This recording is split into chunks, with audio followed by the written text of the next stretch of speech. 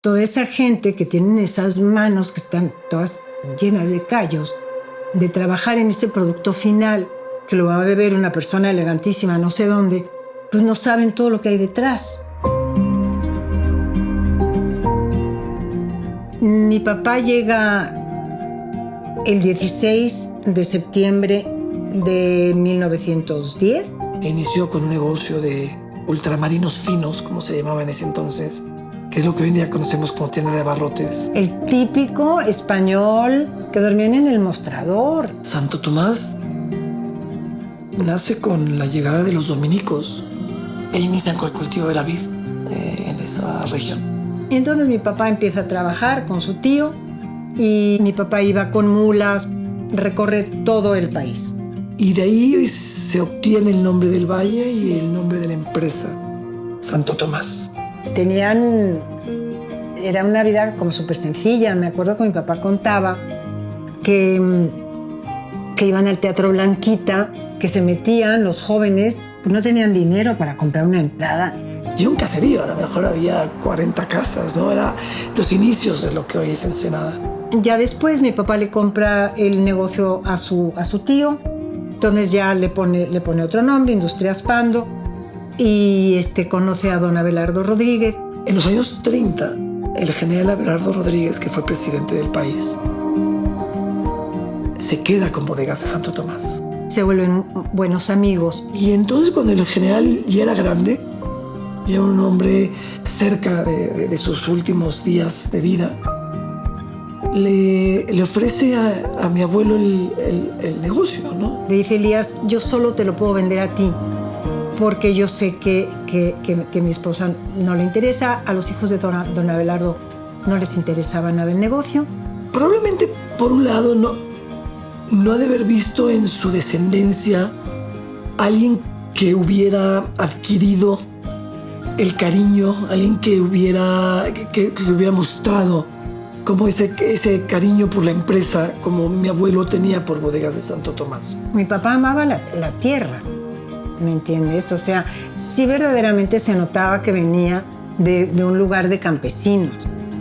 Yo ha de haber visto eso, el general Abelardo Rodríguez, y le generó esa confianza para encargarle a ese negocio que era también muy importante para el general. La vida de Ensenada era Santo Tomás. Para ellos era bodegas. Ahorita hay muchísimas, pero bodegas era Bodega Santo Tomás. Entonces, detrás de Santo Tomás siempre ha habido gente que ha sido eso, como misioneros, ¿no? Que tienen como una visión, ¿no? Y una misión. Y mi papá tenía un dicho muy que yo creo que lo hemos heredado todos. Dice, cuando emigras a otro país, en el momento en que tú tienes un trozo de tierra, en ese momento te vuelves de ese país. Entonces llegamos a un país muy generoso. Mi mamá conoce a mi papá. Cuando yo me casé, o sea, era impensable dar vino del país. O sea... No, el vino es un mercado relativamente reciente. Entonces, eso es lo que es fascinante también de la historia de Santo Tomás. Se da vino Santo Tomás, háganle como quieran. En la boda se da Santo Tomás. Mi padre y mi madre vienen de familias de migrantes. Pues es que el vino te va acompañando en todas tus etapas, ¿no? Es parte, venimos de una tradición española en la cual el vino siempre estaba en la mesa. Porque al final, siendo migrante o descendiente de migrante, entiendes el mundo de cierta manera. El primero que llega y empezar está más complicado. Por lo menos mi papá llegó ya y había un tío que tenía la tienda.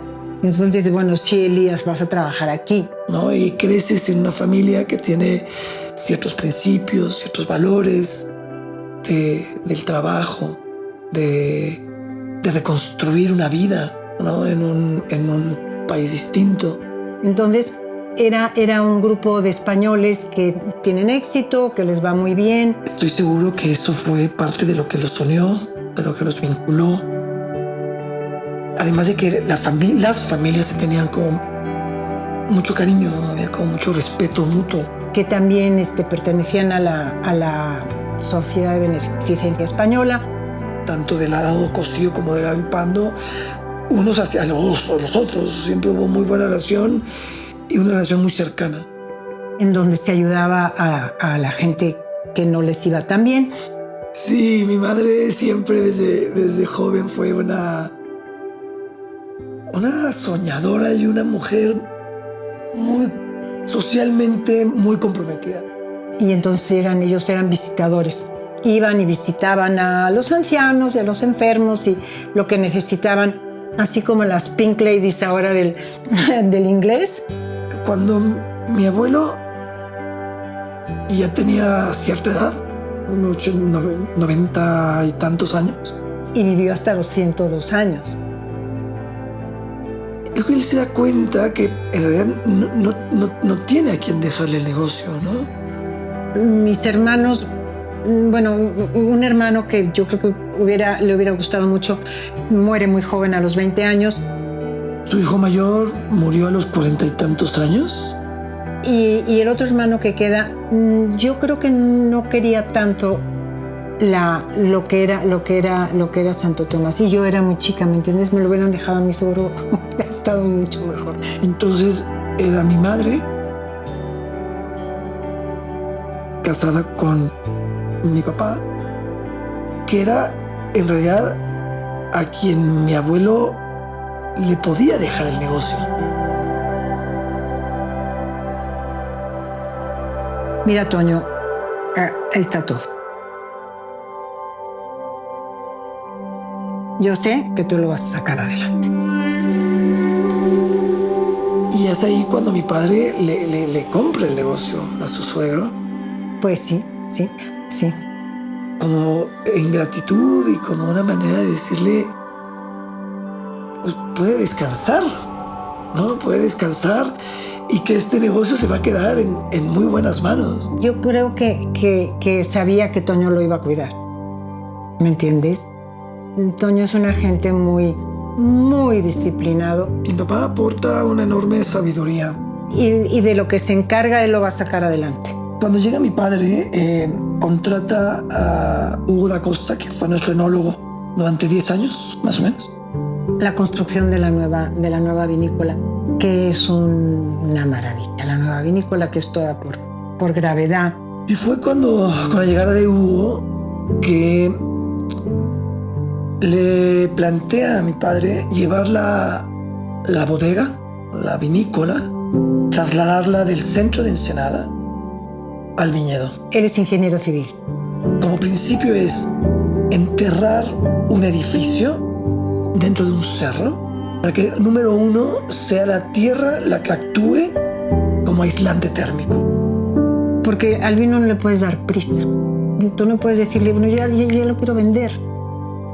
Otro principio importante que se incorporó en esa obra fue la gravedad.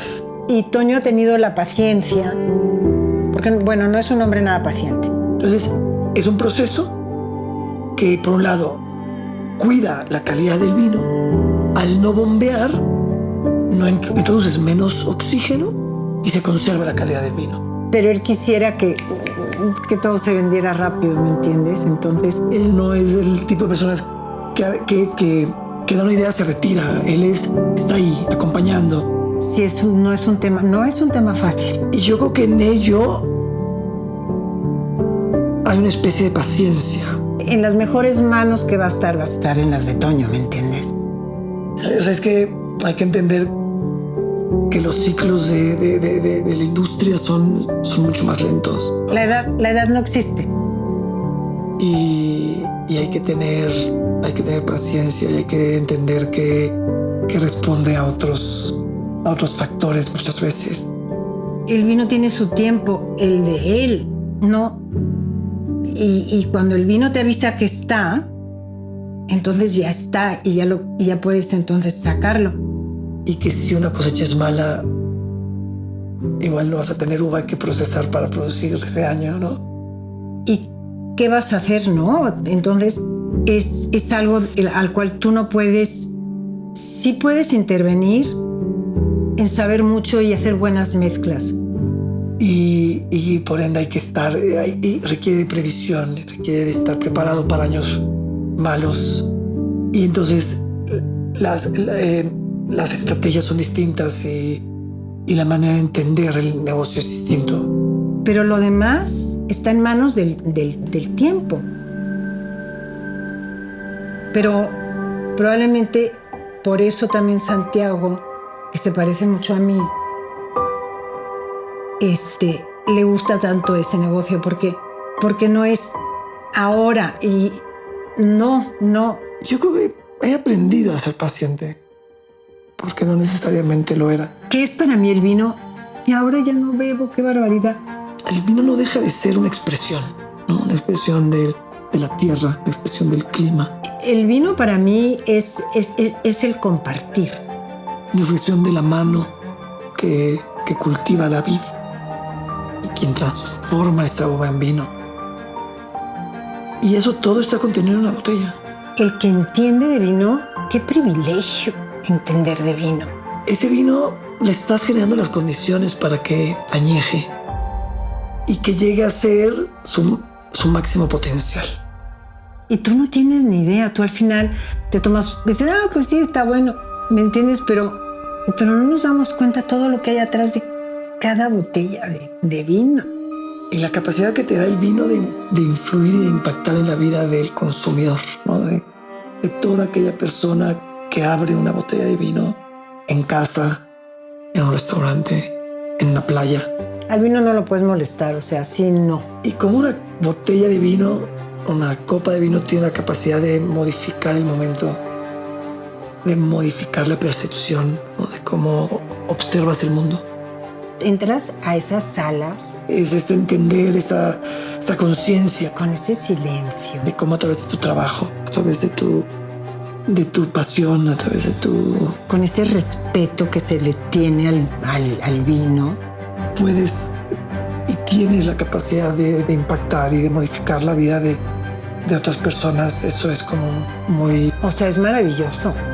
Me hace sentir muy pleno en la vida. Parece que el tiempo está detenido, ¿no? Paciencia, ¿no? Esperando el momento en que el vino te diga, ahorita.